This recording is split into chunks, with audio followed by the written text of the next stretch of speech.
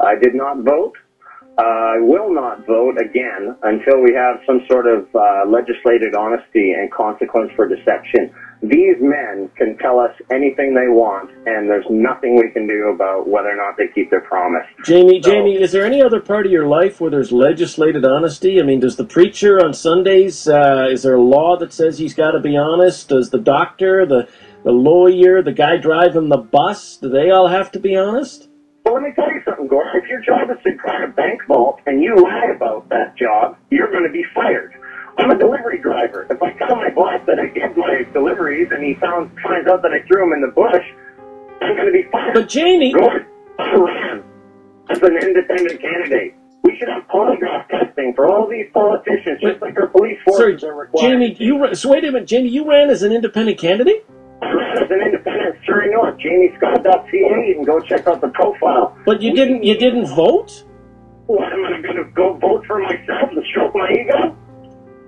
You ran as a candidate in the system, but you didn't vote. I don't care if you vote for yourself, but you didn't vote at all? That's interesting. Yes. Would you like to say something? Nothing. Sir? Nothing? Have you been lied to ever? You're okay? Is there anybody here that's been lied to by their government or their media? If the answer is yes, even if you don't want to say anything about it, isn't that enough? What's wrong with one lie and you're out?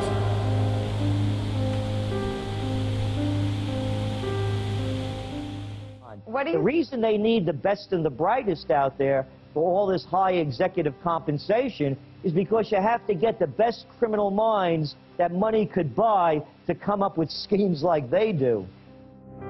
What we've done is relied on experts all around the world. We got the top economic minds. Not the Truth Party, but the rest of the parties. And what those top economic minds have done is figured out a way to rip you off without you being able to figure it out. So I'm not sure we need the most brilliant economic advisors. Maybe we need the most honest.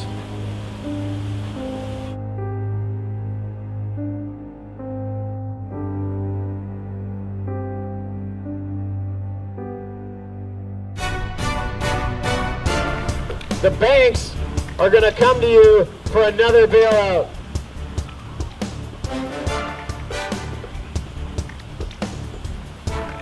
Now in the United States, when they got the bailout, because they borrow the money off of a private Federal Reserve bank to bail out the banks, picture this scenario.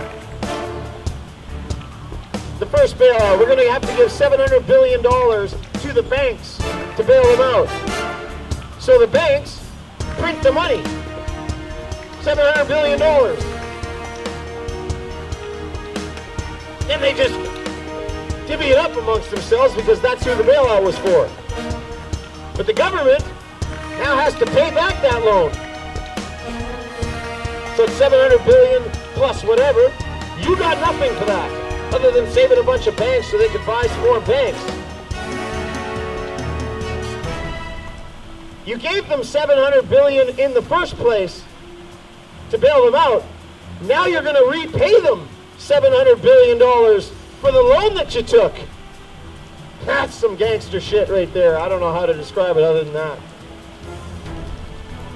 You're paying them twice. You're paying them twice and getting nothing. That's a good deal.